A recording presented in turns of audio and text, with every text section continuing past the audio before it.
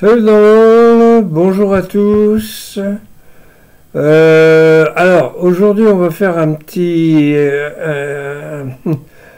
truc un peu spécial. C'est-à-dire que on va aller à la fin du 10e mandala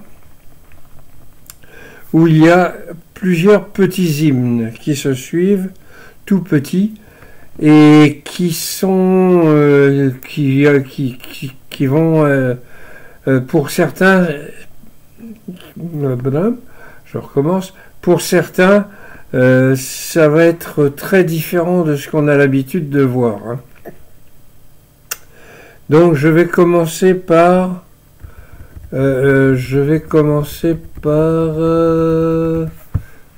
par essayer d'arriver à faire marcher mon truc là. Hop. Ah non, il veut pas. Ouais, une petite seconde.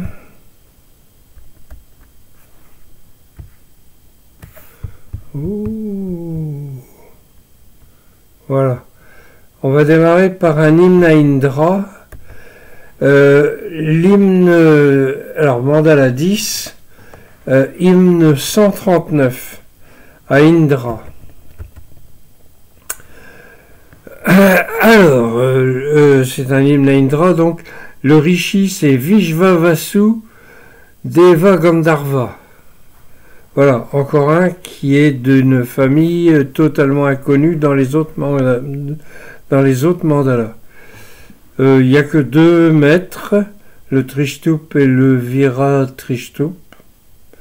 La différence entre les deux, je la vois pas, hein. Et donc,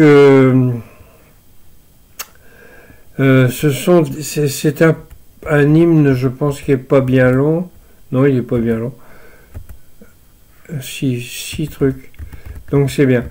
C'était le gros avantage, si vous voulez, de la fin du Rig Veda, c'est que c'était très dur. À la fin, j'étais sur les genoux, j'en pouvais vraiment plus, et je me disais, mon Dieu, si les derniers des 191 hymnes du dernier mandala, j'espère que c'est des petits et que c'est pas des grands machins qui... Eh ben si, j'ai été exaucé, le compilateur a réservé tout plein de petits hymnes pour terminer le Rig Veda. Bon, alors voilà, hein. Donc c'est un hymne à Indra, comme je vous ai dit. Alors, avec les rayons de soleil, Savitri aux cheveux rougeâtres a élevé la lumière éternelle à l'est. Sous l'impulsion de Pushan, le vaché va, lui qui a vu tous les vivants. Je recommence. Avec les rayons de soleil, Savitri aux cheveux rougeâtres a élevé la lumière éternelle à l'est. Sous l'impulsion de Pushan, le vaché va, lui qui a vu tous les vivants. Donc les rayons de soleil, les rayons de soleil. Savitri, dont je vous ai déjà dit, c'est l'aspect éveilleur, stimulateur du soleil. Quand il fait nuit, tout le monde dort, ou presque, et le soleil se lève, les gens se réveillent et se mettent au boulot et tout ça, quoi. Et les animaux aussi, enfin tout ça, même les plantes, voilà. Donc Savitri aux cheveux rougeâtres a élevé la lumière éternelle à l'est. À l'est, là où arrive la lumière éternelle, donc Savitri a élevé la lumière éternelle à l'est. La lumière éternelle, mais lumière, attention, c'est pas... Tout ça, c'est ce qui est valable pour l'extérieur est valable pour l'intérieur. Donc on est tourné vers l'est. Quand la lumière se lève et que le soleil se lève, c'est à ce moment-là que le dernier jour du sacrifice, que le soma commence à faire son effet. Enfin, commence son plein effet, je veux dire. Donc la lumière, c'est dans les deux sens.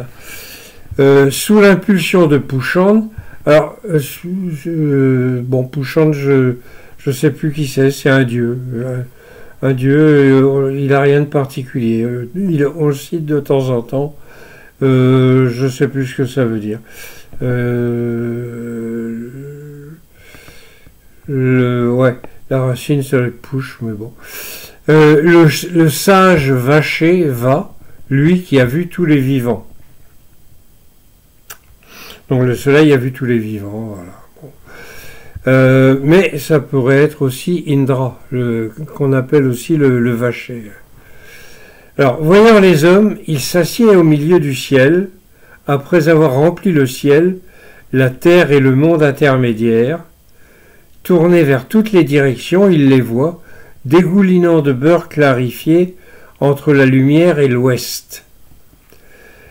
Bon, ben là c'est le soleil. Voyant tous les hommes, parce qu'il est assis au milieu du ciel, donc c'est le soleil, après avoir rempli le ciel, la terre et le monde intermédiaire, tournés vers toutes les directions, il les voit dégoulinant de beurre clarifié. Ouais, ça, je sais pas trop pourquoi, mais bon. Entre la lumière et l'ouest. Alors j'ai mis une petite note, mais je suppose que ça veut dire alors que ça veut dire oui, la lumière qui se lève à l'est. Alors le 3, racine de la richesse, unificateur des richesses, il observe toutes les formes avec ses aides, comme le dieu Savitri, Indra, par sa vraie règle, se trouve comme à la confluence des richesses. Racine de la richesse, unificateur des richesses, alors richesse spirituelle toujours. Il observe toutes les formes vivantes, j'imagine, oui, voilà, tout ce qui est vivant, avec ses aides, comme le dieu Savitri, Indra, par sa vraie règle, se trouve comme à la confluence des richesses. Une petite seconde, je vérifie que ça enregistre bien. C'est bien. Alors, le 4. Les eaux au Soma ont vu Vishvavasu. Alors, Vishvavasu, c'est le rishi qui a fait qui a écrit cet hymne. Le Gandharva, bon, c'est ça veut dire le Gandharva, c'est les musiciens célestes. Oui. Donc ils sont dans le ciel, mais ils sont pas des dieux pour autant. Elles ont coulé par la vérité. Indra est venu en courant et les a vus tourner autour du soleil. Là, il va peut-être falloir essayer de comprendre. Les eaux. Alors les eaux, c'est sacré déjà, parce que c'était absolument nécessaire pour la vie, pour la culture et tout. Et en même temps, c'est purifiant. On n'y a qu'à voir le grand bain de Mohenjo-Daro, par exemple.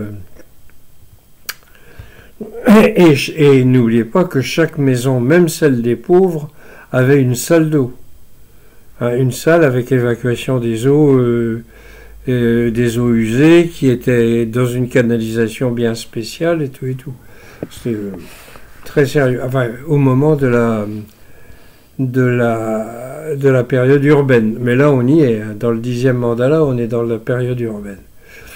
Qui fait quelquefois, dans les hymnes de cette période, les hymnes font quelquefois référence à des trucs anciens. Mais bon, on voit bien là que déjà là, On va voir les suivantes. On va peut-être en voir tout à l'heure. Bon, les eaux au Soma. Alors voilà, tiens, on s'adresse à Soma tout d'un coup. On vu Vishvavasu. Vishvavasu, ça veut dire tous les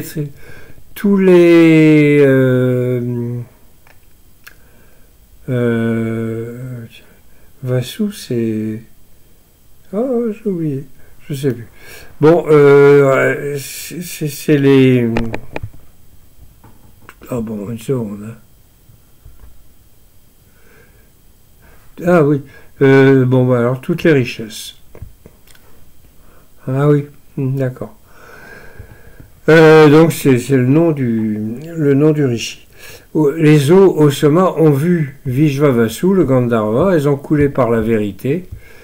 Indra est venu en courant et les a vus tourner autour du soleil. Il a vu les eaux tourner autour du soleil. Bon, d'accord.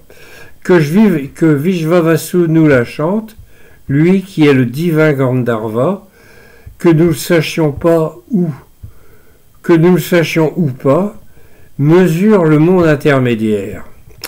Stimulant nos pensées, il nous fait comprendre qu'il peut nous aider. Je recommence.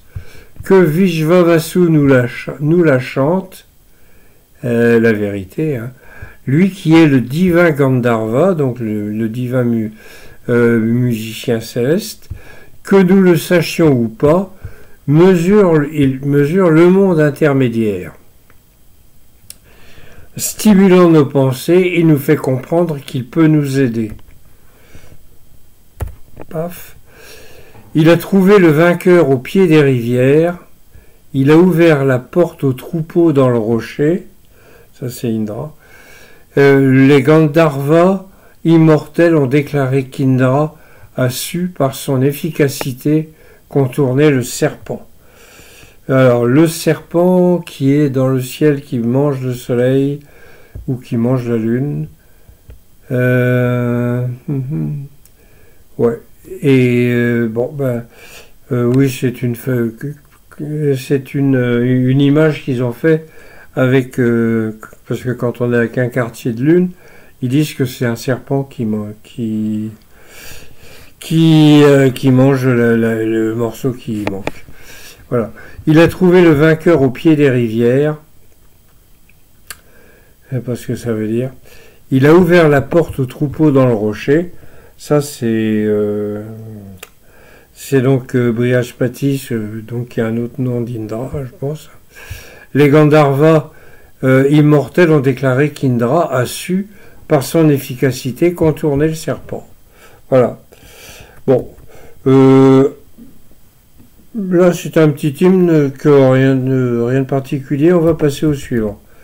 Hymne 140 à Agni. Alors, de Agni Pavaka. Encore un qu'on connaît pas. Encore un qu'on connaît pas. Alors, il a 4 mètres seulement. Alors, ô Agni, la gloire et la grande force sont tiennes. Tes rayons de lumière brillent largement. Ô toi qui es riche en lumière, toi qui as de grands rayons, tu donnes la force par ta force aux sages et aux pieux. Ô Agni, la gloire et la grande force sont tiennes. Tes rayons de lumière brillent largement. Ô toi qui es riche en lumière, toi qui as de grands rayons, tu donnes la force par ta force aux sages et aux pieux. Bon, là, pas nécessaire d'expliquer les choses qui sont claires. D'une brillance pure, d'une vigueur brillante, d'une vigueur parfaite, tu t'élèves par les rayons, par tes rayons. Comme un fils allant entre ces deux mers, tu les aides, tu remplis le ciel et la terre. D'une brillance pure, d'une vigueur parfaite, tu t'élèves par tes rayons, comme un fils allant entre ces deux mers, tu les aides, tu remplis le ciel et la terre. Comme un fils qui a deux mères. Tiens donc.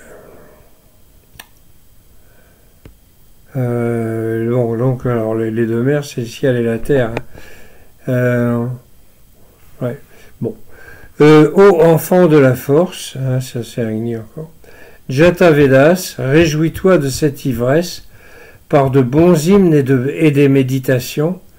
Ils ont placé en toi le rafraîchissement pour des aides extraordinaires sous de nombreuses formes, toi qui es né agréable. Ô enfant de la force, Jatavedas, réjouis-toi de cette ivresse par de bons hymnes et des méditations. Ils ont placé en toi le rafraîchissement pour des aides extraordinaires sous de nombreuses formes, toi qui es né agréable. Bon alors, enfant de la force, ça c'est Agni. Jatavedas, c'est-à-dire qui connaît tout ce qui est né. Réjouis-toi de cette ivresse, donc l'ivresse donnée par le soma, et par de bons hymnes et des méditations, ils ont placé en toi le rafraîchissement pour des aides extraordinaires. Alors le rafraîchissement, parce qu'on verse une petite cuillerée de soma, même si le soma n'est plus le même à ce moment-là, à mon avis.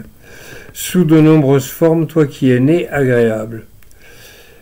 Ô Agni, étends ta couleur par des enfants, pour nous, par des richesses immortelles. Tu règnes sur de magnifiques et belles formes. Tu mélanges l'intention et la victoire. Ô Agni, étends ta couleur par des enfants, pour nous, par des richesses immortelles. Tu règnes sur de magnifiques et belles formes, tu mélanges l'intention et la victoire. Bon, ben là, il n'y a rien de particulier. Sage préparateur du sacrifice, régnant sur les grandes richesses. Alors, ouais, tu places une bonne portion du rafraîchissement généreusement pour une grande richesse victorieuse. On va revoir ça. Sage préparateur du sacrifice, c'est Agni, qui est le préparateur du sacrifice, parce que c'est lui, sans feu, on peut rien faire. Régnant sur les grandes richesses, donc les richesses spirituelles, tu places, alors là j'ai une note, oui, tu places en nous.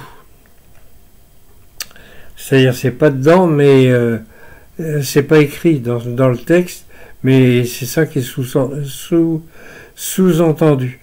Et comme je vous disais la dernière fois, j'évite, alors je dis pas jamais, mais parce que c'est pas possible, mais j'évite au maximum de rajouter des mots, quitte à ce que le résultat final soit pas toujours forcément très harmonieux, parce que beaucoup d'autres traducteurs rajoutent des adjectifs, des mots, comme ça, c'est sous-entendu, mais ou quelquefois pour renforcer une idée ou un concept. Et il y en a quelquefois où ça s'écarte complètement du truc, parce que comme ils y voient des courses de chevaux ou des guerres ou des choses comme ça, quand il n'y en a pas. Bon, alors je vous signale aussi que de tous les traducteurs du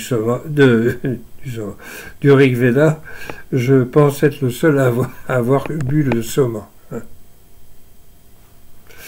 Donc, à ma connaissance, surtout qu'au XIXe siècle, ils ne connaissaient pas du tout. Voilà. Par contre, chez les Indiens, c'est autre chose. Mais je parle des Occidentaux. Donc, tu places en nous une bonne portion du rafraîchissement, donc du soma, généreusement, Hein, on y va.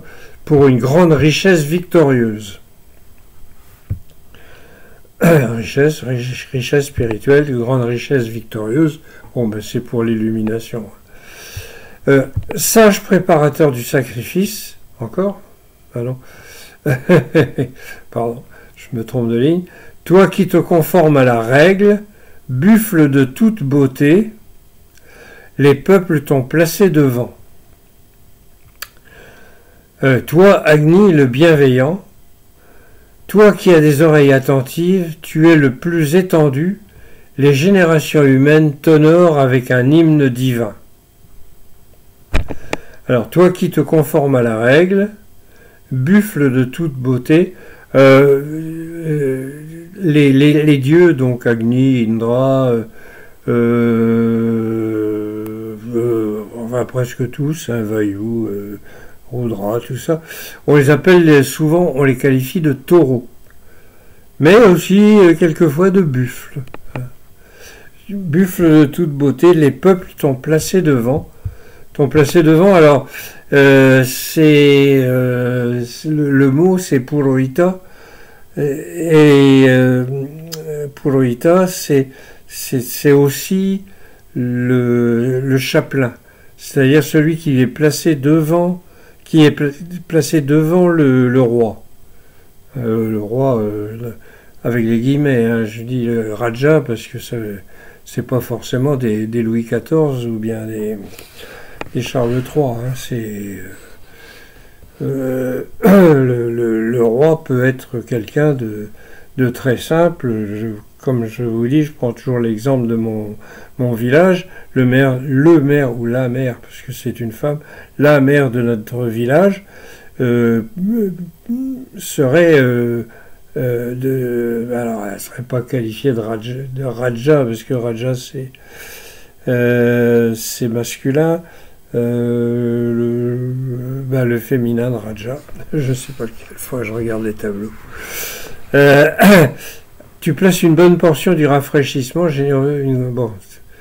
Alors, excusez, je me retrompe encore de ligne. Toi qui te conformes à la règle, buffle de toute beauté, les peuples t'ont placé devant. Donc, en fait, toi, leur Purohita, leur chapelain, c'était le rôle du Purohita était important parce qu'il devait veiller à ce que le Raja reste bien comme il faut, hein, qu'il n'ait pas tout d'un coup la tête qui enfle et qu'il se prenne pour Macron ou des choses comme ça, ou des gens comme ça. Hein, vous voyez, la modestie, même si le vrai Soma avait disparu, enfin encore que là, à mon avis, il n'avait pas totalement disparu, par contre, il était réservé aux prêtres. Hein. Aux prêtres et aux sacrifiants et aux maîtres de maison. Donc, ça devenait rare. Tu places une bonne portion du rafraîchissement en nous, hein, c'est ça. Ah non, alors bon, je suis reparti dans la phrase du dessus. Donc je reviens, buffle de toute beauté, les peuples t'ont placé devant. Toi, Agni, le bienveillant, toi qui as des oreilles attentives, qui est le plus étendu, les générations humaines t'honorent avec un hymne divin. Alors, le plus étendu, alors, Agni qui a des oreilles attentives, ça, je ne sais pas ce que ça veut dire. Honnêtement,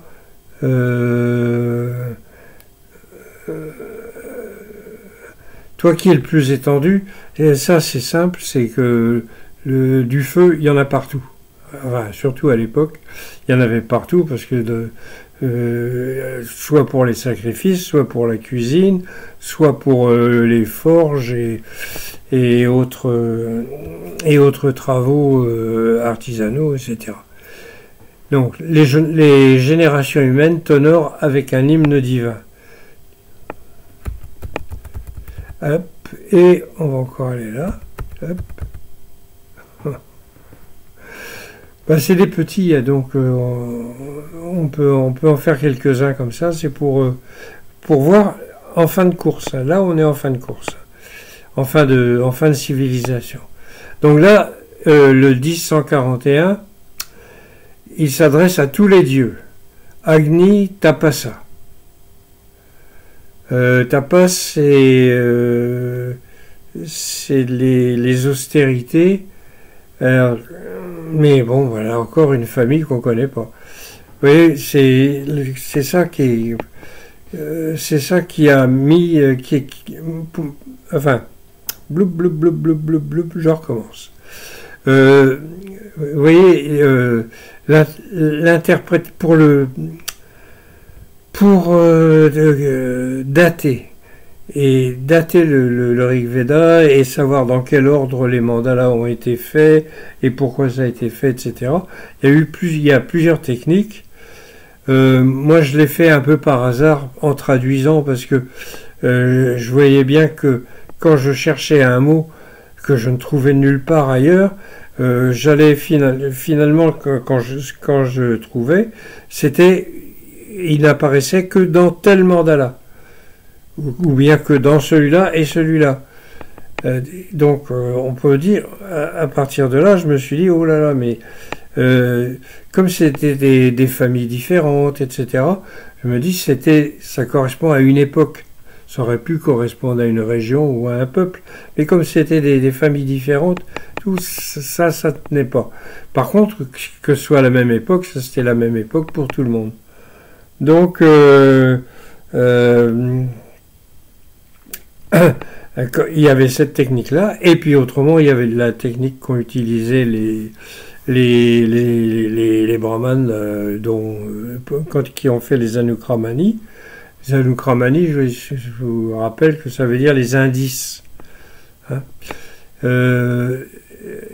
quand ils ont fait ça, ils se sont branchés, eux, sur les rishis.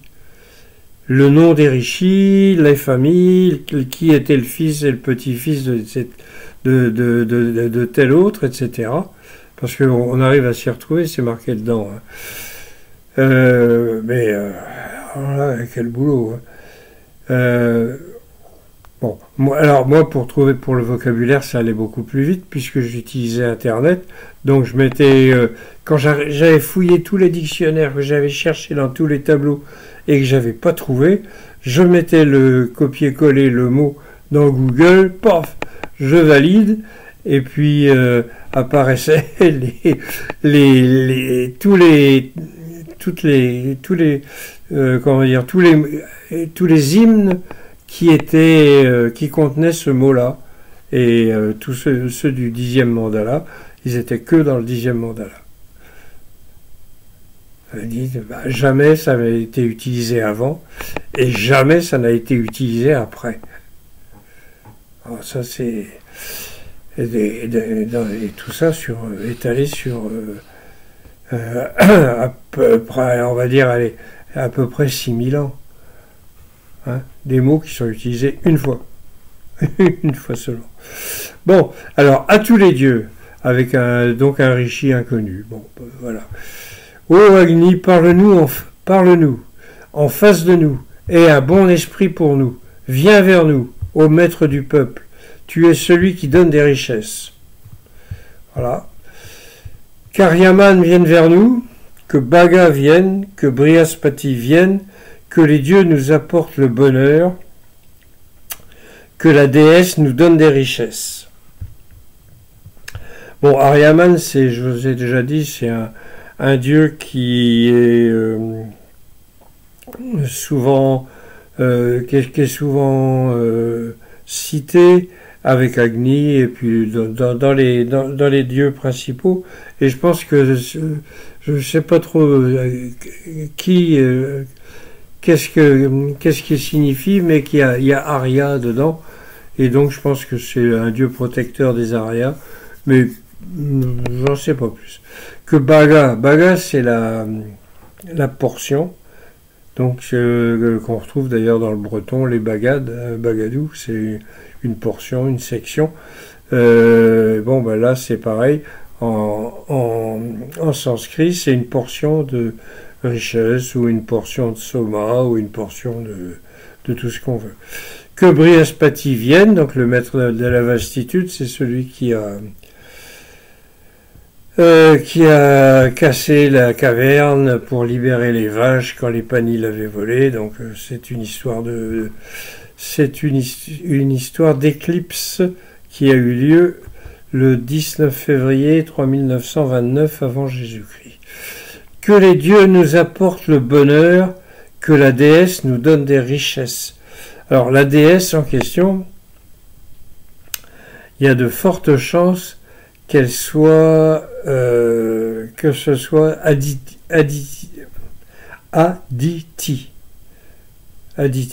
la déesse Aditi, qui veut dire non lié, non entravé, illimité, infini.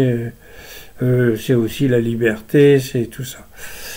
Et c'est peut-être aussi une version féminine du Brahman, bon, qui est aussi non lié, non limité en quoi que ce soit. Nous appelons par des hymnes Soma, le roi Agni pour de l'aide, et les Adityas, Vishnu, Surya, le Brahman, et Brihaspati. Alors, Surya le Brahman, c'est donc le prêtre, c'est le prêtre qui supervise l'ensemble du sacrifice. Vous aviez donc 16 prêtres. Parmi eux, il y en avait un qui était chargé de surveiller tout le fonctionnement du sacrifice. Et oui, ça prouve bien d'ailleurs que c'est en fin de période, parce que tout avant, bon, c'était on buvait le soma, on avait l'illumination, les choses étaient simples. Une fois que le soma est devenu rare et puis finalement il a fini par disparaître, hein. Et après les gens ne savaient plus ce que c'était. Quand les prêtres se sont mis dans l'idée, et l'ont popularisé, si vous voulez, que c'est la réalisation même du sacrifice qui apporte l'illumination. Ou les trésors qu'on demande, ou les choses comme ça. Enfin, trésors, peut-être pas. Mais bon, ou les guérisons, ou des trucs, d'autres choses comme ça. Et c'est la réalisation du sacrifice. Donc, s'il y avait une petite erreur qui était faite, hop, le brahman, qui était donc un gars qui connaissait ça par cœur, lui, qui était le grand chef, il faisait la correction. Donc, je le relis. Donc, nous appelons par des hymnes Soma, le roi. Alors, Soma, le roi. Alors, je ne sais plus. Ou alors le roi Agni pour de l'aide. Et les Adityas, les Adityas, c'est ceux qui se réclament d'Aditi, donc la déesse dont on parlait dans le vers précédent, qui étaient aussi un peuple et qui sont devenus des dieux ou qui sont des enfants de cette déesse-là.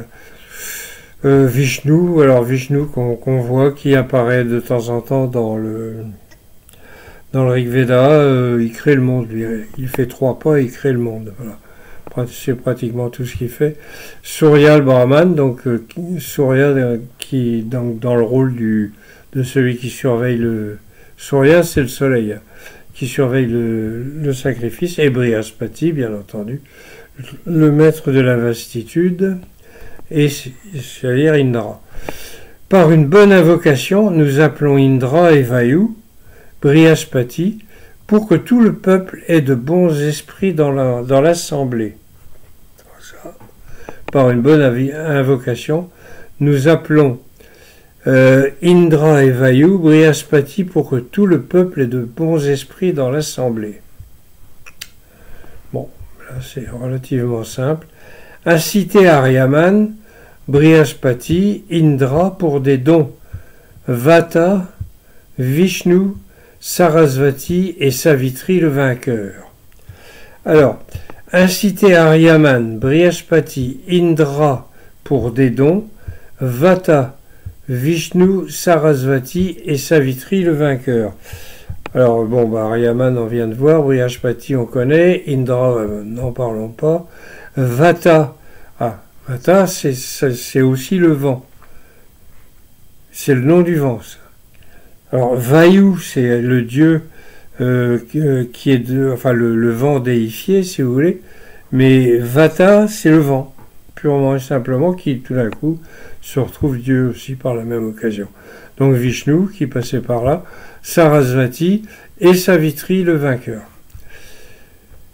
Toi Agni avec tes feux, fais grandir le mantra et le sacrifice, toi qui stimules la descendance divine pour nous donner des richesses. Ô Agni avec tes feux, fais grandir le mantra et le sacrifice, grandir spirituellement hein, bien sûr. Toi stimule la descendance divine pour nous donner des richesses. Bon. Est-ce bien nécessaire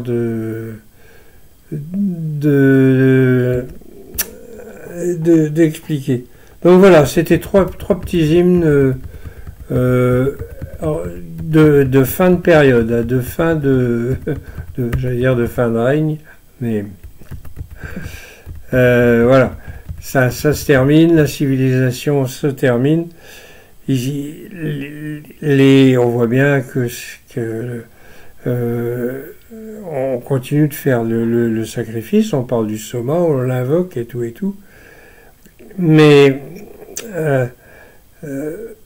on voit bien qu'il y a eu un changement, hein, qu'il y a eu un changement dans l'esprit des gens, et on le verra quand on reviendra sur d'autres hymnes, on le verra encore plus, parce que là où ça n'aura plus rien à voir avec les dieux et tout ça.